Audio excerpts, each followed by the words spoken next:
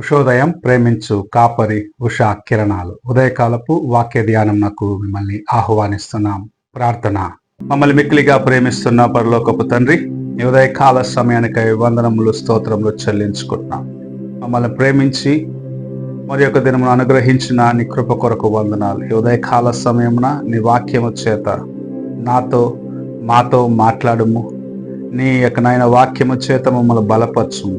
ఈ దినమెల్లా నీ కృప చేత మమ్మల్ని నడిపించమని కార్యక్రమం వీక్షిస్తున్న ప్రతి ఒక్కరిని ఆశీర్వదించి నీ కృపలో బలపరచమని యేసు పరిశుద్ధ నామమున అడిగి వేడుకుంటున్నాను పరమ తండ్రి, ఆమేన్. ఈ ఉదయకాలపు వాక్య భాగము కీర్తనల గ్రంథము 112వ కీర్తన మొదటి 4 వచనములను చదువుకుందాం. యెహోవాను స్తుతించుడి, యెహోవా యందు భయభక్తులు గలవాడు ఆయన ఆజ్ఞలను బట్టి అధికముగా ఆనందించువాడు ధన్యుడు. వాని సంతతి వారు భూమి మీద బలవంతులగుదురు, యథార్థవంతుల వంశపు వారు దీవింపబడుదురు. కలిమియు సంపదయు వాని ఇంట నుండును, వాని నీతి నిత్యము నిలుచును. యథార్థవంతులకు చీకటిలో వెలుగు పుట్టును, వారు కటాక్షమును వాత్సల్యతయు నీతియు గలవారు. మనము చదువుకున్న వాక్య భాగములో దేవుని యొక్క ఆజ్ఞల ప్రకారము నడుచుకొని నీతిగా నడుచుకునే వ్యక్తి యొక్క జీవితము ఎలాగూ ఉంటుందని ఇక్కడ కీర్తనకారుడు రాయటం చూడగలము. అతని యొక్క ఆశీర్వాదములను గురించి ప్రభు కిందన్న వాక్య భాగంలో చెప్పటం చూడగలము. దేవుని యొక్క వాక్యమును అనగా దేవుని యొక్క ఆజ్ఞలను విని వాటి ప్రకారము నడుచుకునే వ్యక్తి దేవుని చేత ఆశీర్వదించబడిన వ్యక్తిగా ఉన్నాడు అని మనకు ఈ కార్యము జ్ఞాపకం చేస్తుంది.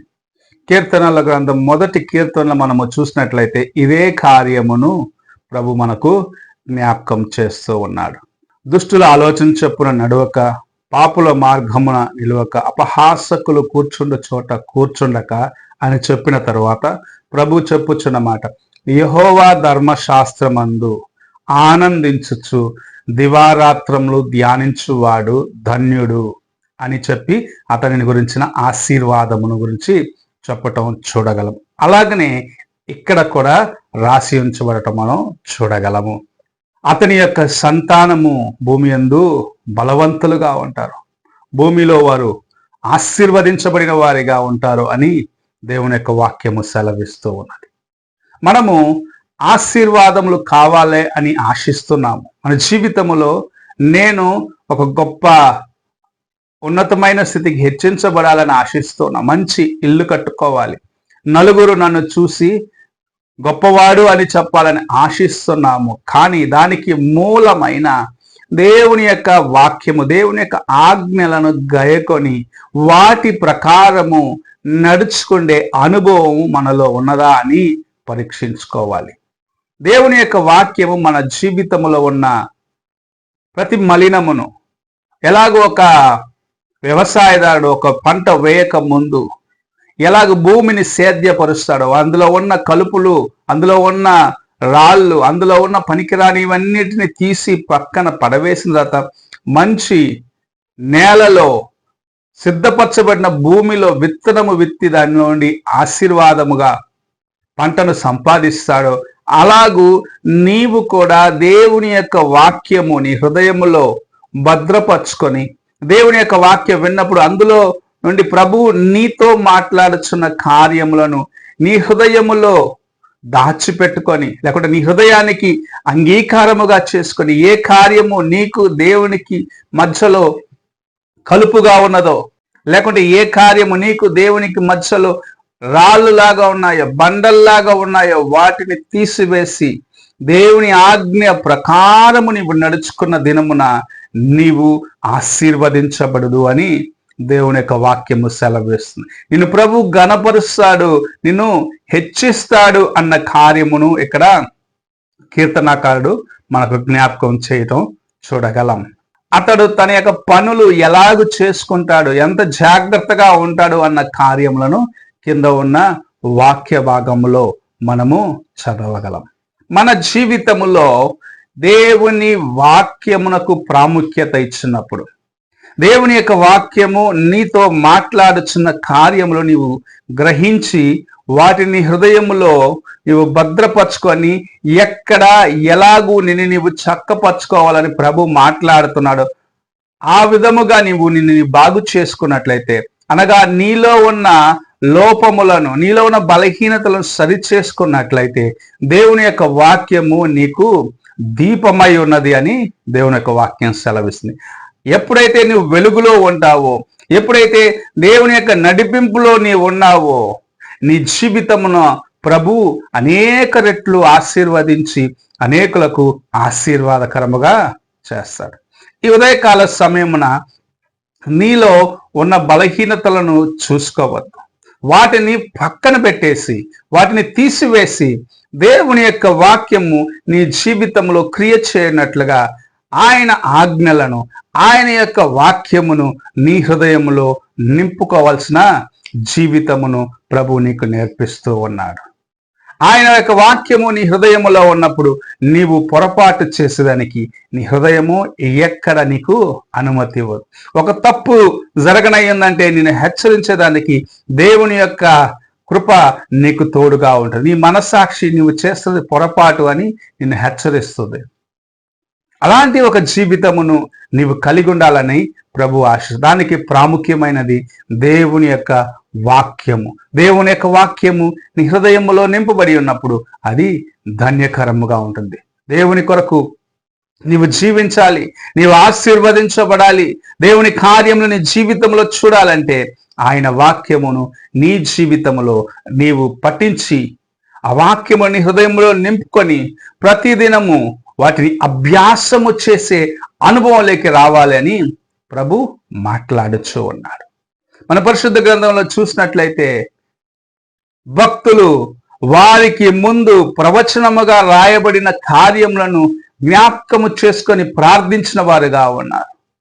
వారికి ముందుగా ప్రభు ప్రకటించిన కార్యములను వారు జ్ఞాపకం చేసుకున్నప్పుడు, దేవుని యొక్క వాక్యం వారి హృదయంలో ఉన్నప్పుడు ప్రభు గొప్ప కార్యములను చేయటం చూడగలం. ఈ ఉదయకాల సమయంన ప్రభు నీవు కూడా దేవుని యొక్క వాక్యము, ఆయన యొక్క ఆజ్ఞలుగా నీకు ఆయన అనుగ్రహించిన తన వాక్యమును, నీకోసం ఆయన ఇచ్చిన పరిశుద్ధ గ్రంథంలో ఉన్న కార్యములు నీవు భద్రపరచుకొని వాటి ప్రకారము నడుచుకున్నట్లయితే ఆయన నిన్ను నడిపించి, ఆయన నిన్ను ఆశీర్వాదకరమైన మెట్టుకు హెచ్చిస్తాడు. నీ జీవితము ఇతరుల మధ్యలో ఉన్నతమైన అదిగా ఉంటుంది. నీవు చేయ కార్యములను ప్రభు ఆశీర్వదిస్తాడు. నీవు చేసే పనిని ఎలా చేయాలని నీకు నేర్పిస్తాడని దేవుని యొక్క వాక్యము సెలవిస్తుంది. చీకటిలో ఉన్న వారికి వెలుగునిచ్చేవాడిగా, అనగా అవసరతలో ఉన్న వారికి సహాయము చేసే జీవితమును ప్రభు నీకు ఇవ్వాలని ఆశిస్తూ ఉన్నాడు. ఈ ఉదయకాల సమయమున దేవుని యొక్క వాక్యం వింటున్న ప్రియ సహోదరుడా, సహోదరి, నీవు ఎక్కడ దేవుని యొక్క వాక్యమును నిర్లక్ష్యపరిచినావో అని పరీక్షించుకో. ఎందుకు నీకు ఆశీర్వాదము రాలేదు? ఎందుకు నీవు ఇంకా అలాగనే ఉన్న స్థలములోనే ఉన్నావు? ఎక్కడేసావురా గొంగలి అంటే ఏసిన దగ్గరే ఉన్నది అన్న రీతిగా నీ జీవితం ఉన్నదేమో అని పరీక్షించుకో.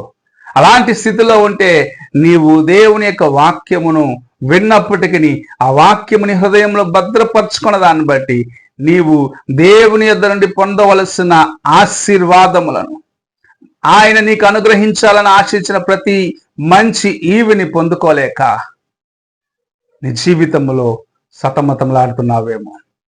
అలాంటి స్థితి నుంచి ప్రభు నిన్ను బయటికి తీయాలని ఆశిస్తూ ఈ ఉదయకాల సమయంలో నీతో మాట్లాడొచ్చు ఉన్నాడు.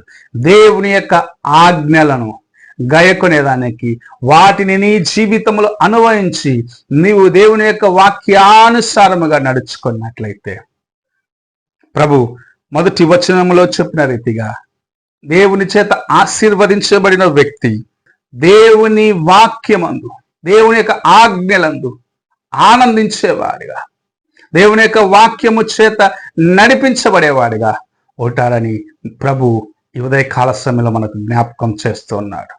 అతడు నీటి కాలువ ఓరన నాటబడినదై ఆకు వాడక తన కాలమందు ఫలమిచ్చు చెట్టు వలెనుంటాడని ఎలాగూ మొదటి కీర్తనలో చెప్పబడినదో అలాగు నీ జీవితము ఆశీర్వదించబడినదిగా, అలాగు నీ జీవితము ప్రతి దినము ఇతరులకు సాక్ష్యముగా ఉన్నట్లుగా ప్రభు చేయాలని ఆశిస్తున్నారు. దానికి ప్రాముఖ్యమైనది దేవుని వాక్యమును నీ జీవితంలో నీవు అనుభవించాలి. నీ జీవితంలో అనువహించుకొని వాటిని ఇతరులకు ప్రకటించిన దినమున, ఇతరులకు చూపించిన దినమున, దేవుని వాక్యానుసారమును నీవు నడుచుకున్నప్పుడు గొప్ప కార్యములను ప్రభు నీకు చేయాలని ఆశిస్తున్నాడు. నీ జీవితంలో చేయాలని ఆశిస్తున్నాడు. నీ ద్వారా అనేకులు ఆశీర్వదించాలని ప్రభు ఆశిస్తూ ఉదయకాల సమయంలో మాట్లాడుతూ ఉన్నారు. ఉదయకాల సమయంన నీవు ఎలాగున్నావో ఒక్కసారి నిన్ను నీవు పరీక్షించుకో. దేవుని యొక్క వాక్యము నీకు ఇంపుగా ఉన్నదా? ఆనందిస్తున్నావా? ఆయన యొక్క వాక్యములో ఉన్న సత్యములను గ్రహించుకొని వాక్యానుసారంగా నడుస్తున్నావా అని నన్ను నీవు పరీక్షించుకొని దేవుని సన్నిధిలో ఆయన అనుగ్రహించే ప్రతి ఆశీర్వాదమును సంపాదించుకునేదానికి నిన్ను నీవు సిద్ధపరచుకో. ప్రార్థన చేసుకుందాం. మమ్మల్ని మిక్కిలిగా ప్రేమిస్తున్న పరలోకపు తండ్రి, ఈ ఉదయకాల సమయానికై వందనములు. నీ వాక్యమందు ఆనందించేదానికి, నీ వాక్యమందు సంతోషించేదానికి, నీ వాక్యానుసారముగా నడుచుకునేదానికి మేము మా హృదయములో నాయన సిద్ధపరచుకున్నప్పుడు ఎంత గొప్ప ఆశీర్వాదమని నీ వాక్యము సెలవిస్తుంది తండ్రి. మేము ఆశీర్వాదకరముగా ఉండినట్లుగా మేము నాయన ఇంకను అనేకుల మధ్యలో నీ నామమును బట్టి సాక్షులుగా ఉన్నట్లుగా నీ ఆజ్ఞలను గాయకొని, నీ మాటలను గాయకొని, నీ ఇష్టానుసారమైన వారిగా నడుచుకునే దానికి మాకు సహాయము చేయమని యేసు పరిశుద్ధ నామమున అడిగి వేడుకుంటున్నాను పరమ తండ్రి. ఆమెన్. తండ్రి అయిన దేవుని ప్రేమ, కుమారుడైన క్రీస్తు కృప, ఆదరణకర్త అయిన పరిశుద్ధాత్మక సహవాసము ఇప్పుడును ఎల్లప్పుడూ తోడయుండి సదాకాలము నడిపించునుగాక. ఆమెన్.